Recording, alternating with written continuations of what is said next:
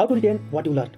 यार हमने क्लास में लास्ट वीक क्या पढ़ा था, सर ने जो कंसेप्ट बताए थे वो तो भूल गया मैं, दिमाग से बिल्कुल कंसेप्ट निकल गए। हर 2 क्वेश्चंस के बाद क्या फॉर्मूला यूज़ होगा वो याद ही नहीं आ रहा है कुछ, मतलब हर 2-3 क्वेश्चंस के बाद इंसान अटक जा रहा है, बन ही नहीं पा रहा है, बार बार नोट्स को पलटना पड़ रहा है कि क्या था क्या क्या नहीं था। ठीक, तो अगर आपके साथ ये प्रॉब्लम हो रही है इट मीन्स कि आपके अंदर गजनी इफेक्ट है।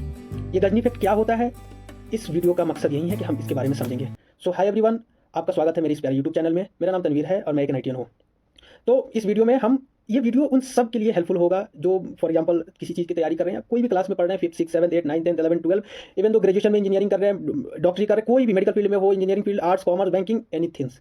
अगर आप एक स्टूडेंट हो, किसी भी चीज़ की प्रिपरेशन कर रहे हो, ये वीडियो आपके लिए बहुत हेल्पफुल है। मतलब 100% नहीं 200% ये हेल्पफुल है आपके लिए।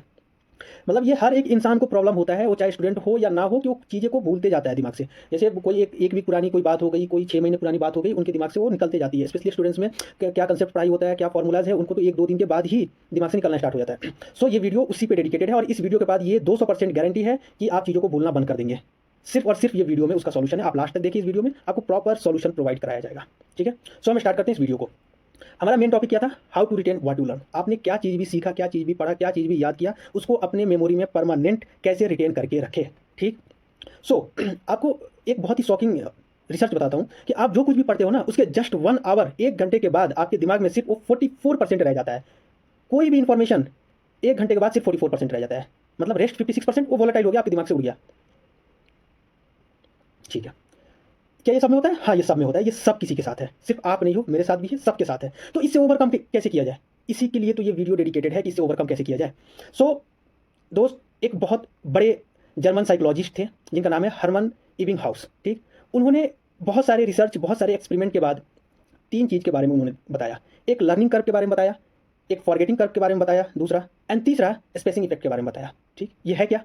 बहुत अच्छी बात। ये पहले ऐसे जर्मन साइकोलॉजिस्ट थे जिन्होंने लर्निंग कर्व के बारे में बताया। उन्होंने बताया कि आप कोई भी चीज़ पढ़ते हो, मतलब फॉर एग्जांपल आप एक स्टूडेंट हो, किसी भी चीज़ की तैयारी कर रहे हो, ठीक, GATE, UPSC, IIT, JEE, medical, जो भी हो, ठीक है। आप क्लासरूम में गए, आपकी लेक्चर स्टार्ट हुई, जैसे स्टार्ट हुई मतलब जो भी इन्फॉर्मेशन आपको पढ़ाने जो फैकल्टी है वो जा रहा है, उस समय उसके बारे में आपका नॉलेज जीरो है। ठीक है, क्लास खत्म हुई, जैसे ही खत्म हुई उस समय उस टॉपिक के बारे में इन्फॉर्मेशन आपके दिमाग में 100% है। और इन्होंने बताया कि जो रेट ऑफ लर्निंग होती है, लेट से आपकी क्लास 3 घंटे की चल रही है, तो जो पहला इनिशियल 1 आवर होगा ना, उसमें आपकी लर्निंग रेट ज़्यादा होगी, फिर धीरे धीरे धीरे धीरे धीरे धीरे कम होती जाएगी। ये चीज़ आपने भी नोटिस किया होगा कि आप बहुत लंबे टाइम तक पढ़ाई करते हो तो ऐसा लगता है कि हमारा जो माइंड है एक सैचुरेशन लेवल को अचीव कर गया है, अब दिमाग में कुछ नहीं जा रहा है। ठीक, और यही सेम चीज़ जब इनिशियली आप पढ़ाई स्टार्ट करते हो तो हमारे दिमाग में हमारा माइंड ज़्यादा एक्टिव होता है और हमारे दिमाग में चीज़ें जल्दी समझ में आती है, जल्दी अंदर जाती है, बातें चीज़ें जल्दी समझ में आती है। धीरे धीरे जब वक्त गुजरते जाता है तो एक टाइम हम फील होते हैं बहुत टायर्ड हो गए, माइंड एक सैचुरेशन लेवल पे चला गया, अब चीज़ें नहीं समझ में आ रही है तो हम ब्रेक लेते हैं। ठीक, तो इन्होंने ये बोला कि जो रेट ऑफ लर्निंग होता है इनिशियल टाइम में वो काफ़ी ज़्यादा होता है और धीरे धीरे धीरे धीरे धीरे रेट स्लो होता है, ना कि आप सीख नहीं पाते। आप तो चीज़ें सीखते हो लेकिन जो रेट होता है ना सीखने का वो धीरे धीरे कम होता है। ठीक है, इन्होंने लर्निंग कर्व को ये बारे में ये चीज़ समझाया। ठीक, दूसरी चीज़ इन्होंने फॉरगेटिंग कर्व के बारे में बताया। बोला कि जो लर्निंग कर्व है, जैसे आप शुरू में ज़्यादा जल्दी चीज़ें सीखते हो, जो रेट होती है ज़्यादा होती है, सेम जो पढ़ने के बाद मान लो 3 घंटे की क्लास खत्म हो गई, अब वहीं से यूं ही खत्म हुई ना, वहीं से आपकी गजनी इफेक्ट स्टार्ट होती है। मतलब उसी टाइम से आप चीज़ों को भूलना स्टार्ट करते हो, आपकी माइंड चीज़ों को निकालना स्टार्ट करती है। तो जो इनिशियल के रेट होते हैं ना फॉरगेटिंग के, वो काफ़ी ज़्यादा होते हैं, फिर धीरे धीरे धीरे धीरे टाइम के हिसाब से भूलने जो रेट है वो स्लो हो जाते हैं भूलने का। ठीक है, उसके बाद तीसरी चीज़ इन्होंने बताया कि how to overcome from this Ghajini effect, और उसका नाम दिया इन्होंने स्पेसिंग इफेक्ट। ठीक है, तो तीसरी चीज़ ये पहले जर्मन साइकोलॉजिस्ट हैं जिन्होंने स्पेसिंग इफेक्ट के बारे में भी बताया कि ये जो भूलने की क्वालिटी है ह्यूमन के अंदर, इससे कैसे ओवरकम किया जाए। ठीक, तो एक एक चीज़ को हम समझेंगे। ठीक है, तो लर्निंग कर्व तो सबको पता है भाई, पढ़ना है या कोई भी चीज़ सीखना है, पढ़ाई नहीं हो कोई भी चीज़ सीखना है, तो जो इनिशियल स्टार्टिंग का जो रेट होता है वो ज़्यादा होता है, धीरे धीरे कम होता है। ठीक है, मेन है कि हम फॉरगेटिंग कर्व को समझते हैं। मान लो कोई भी इन्फॉर्मेशन आपको दिया गया, ठीक, जिस समय इन्फॉर्मेशन देने का टाइम खत्म हुआ उस समय आपके मेमोरी में उस इन्फॉर्मेशन के बारे में 100% था। ठीक, ठीक है, आफ्टर 20 मिनट, ये एक्सपेरिमेंटल है, ये कोई ऐसे नहीं बताया जा रहा है, आफ्टर 20 मिनट जो इन्फॉर्मेशन होगा ना आपके दिमाग में, आप मतलब शॉक हो जाओगे, सिर्फ और सिर्फ 58% बचता है 20 मिनट के बाद ही। ठीक है, 1 घंटे के बाद, मतलब जब आप इन्फॉर्मेशन देना बंद किया गया वहाँ से 20 मिनट के बाद आपके दिमाग में सिर्फ 58% बातें बचेंगी उसके चीज़ के बारे में। ठीक, 1 आवर के बाद, मतलब जब खत्म हुआ इवेंट, जब इन्फॉर्मेशन लोगों ने देना आपको खत्म किया, वहाँ से 1 घंटे के बाद सिर्फ और सिर्फ 44% चीज़ें बचेंगी आपके दिमाग में। ठीक है, 9 घंटे के बाद सोचो, इमेजिन करो, 36% ओनली 36%। ठीक है, ये मैं मानता हूँ कि शुरू के, देखो पहले बताया ना, जो रेट ऑफ लर्निंग इनिशियली में हाई होता है, वैसे रेट ऑफ फॉरगेटिंग जो होता है ना इनिशियली बहुत हाई होता है। 0 से 20 मिनट में सिर्फ और सिर्फ 58% रिटेन रहा आपके दिमाग में, बाकी 42% वोलेटाइल हो गया। लेकिन वहीं 1 घंटे में, 0 से 1 घंटे में 46, मतलब 20 से 40 मिनट के बीच में कम हुआ है। वैसे ही जैसे रेट ऑफ लर्निंग जो होता है ना, टाइम के हिसाब से धीरे-धीरे कम हो जाता है, वैसे ही फॉरगेटिंग भी कम होता है, ठीक। आप 9 आवर्स का मैंने बता दिया 36%, ठीक है। 1 दिन के बाद वो चीज़ सिर्फ 33% बच जाती है और 2 दिन के बाद सिर्फ और सिर्फ 28% बच जाती है। अब बताओ, अब इसको ओवरकम कैसे करें? How to compensate the forgetting curve, ठीक है? इसको ओवरकम कैसे करें? तो जो हमारे ये जो जर्मन साइकोलॉजिस्ट है हरमन एबिंगहाउस, इन्होंने स्पेसिंग इफेक्ट दिया। और स्पेसिंग इफेक्ट मतलब कि इससे ओवरकम कैसे किया जाए। इन्होंने बताया इस स्पेसिंग इफेक्ट का दूसरा नाम इन्होंने रिव्यूइंग इफेक्ट भी बोला, ठीक। उन्होंने बोला इससे ओवरकम करने का सिंपल तरीका है कि यूं ही आपको जो इन्फॉर्मेशन देना बंद हुआ, उससे आपको जस्ट 1 डे, मतलब 24 घंटे में आपको फर्स्ट रिव्यू कर लेना है, ठीक है, ठीक।